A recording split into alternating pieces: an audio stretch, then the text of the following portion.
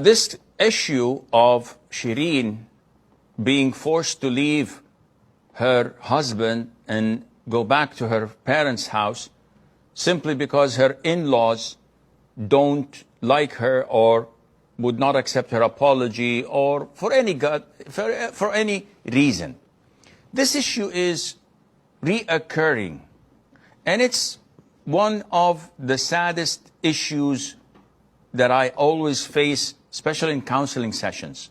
And I have this like on daily basis, sometimes a lot on weekly basis, sometimes twice a day.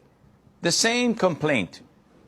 And the origin of this is that in the subcontinent, they have this, with all due respect, stinking habit of forcing the wife to live with her in-laws. So they all live in a joint family. Now, in some cases, this is a good thing if the woman is accepting, and if the parents of the husband are logical, diplomatic, wise, and rational people.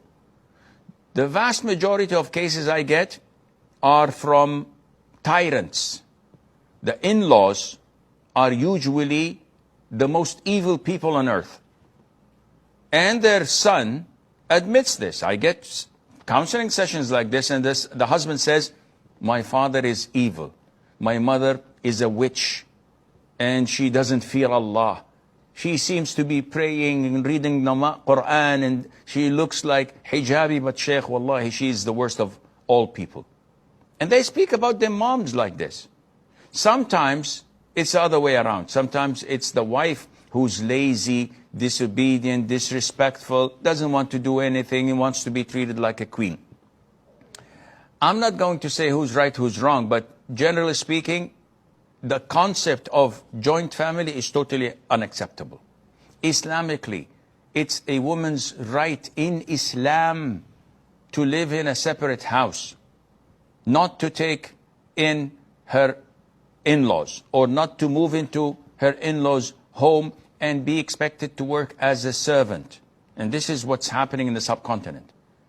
A man marries a woman, she serves his sisters, his in-laws, his own in-laws, and their children, and his parents. She has to do the chores, she has to wake up early, she has to cook, she has to clean and iron and do the whole 9 yards. Where is it in Islam is this? It's cheaper and more decent to get a maid from abroad, pay like 1,500 riyals or so and get it over with. So this is the vast majority of the problems I'm getting in counseling sessions. And not only that, we have a problem with mommy's boy. So the man who's supposed to be a real man, a husband, a woman marries a man so that he becomes her rock. He becomes someone who protects her, who defends and stands for her. But unfortunately, the vast majority of such quote-unquote men, they get married and their mom says, oh, she's doing this, she's doing that, and he puts all his rage and anger on her. She's a victim. Did you look into it, cross-examine the evidences? No, my mom said, my mother never lies. While his mother is the most blatant liar on earth. And he will be held accountable on the day of judgment.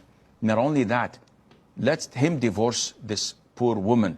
Do you think Allah will leave him? Do you think this will not come back to haunt him with his second or third or fourth wife, with his children, with his daughters? Payback is, you know what? And Allah Azza wa Jalla doesn't leave things unaccounted for, unpunished. You have to pay back. So he sends her to her parents. Okay, did you divorce her? No, I'm compelled to do that. Okay, are you providing for her, giving her allowance to live in her parents' house for food, for whatever she needs? No. So what is this? What are you doing? I'm pressuring her to file for khul' and return the gold and return the mahar. Wallah, you're not a man.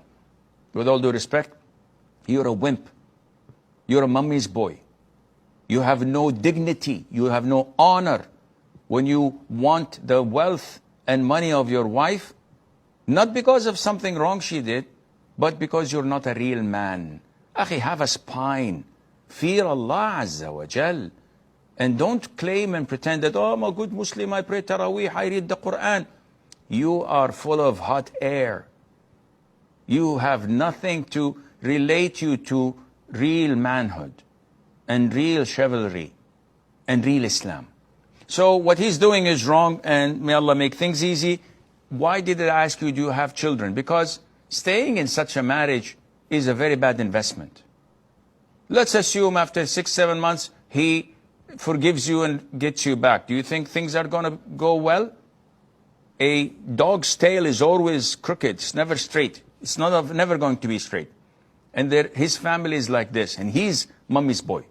So maybe you should negotiate. Well, actually, you have to think it over with your parents and your wise people in the family. Is it worthwhile still having all the eggs in one basket? Is it worthwhile staying in this marriage? Or is it best to run and call it a day? Because when the stocks are falling down in the stock market, the best thing to do is to sell, because the damages are going to increase. So run with whatever you can, and Allah knows best.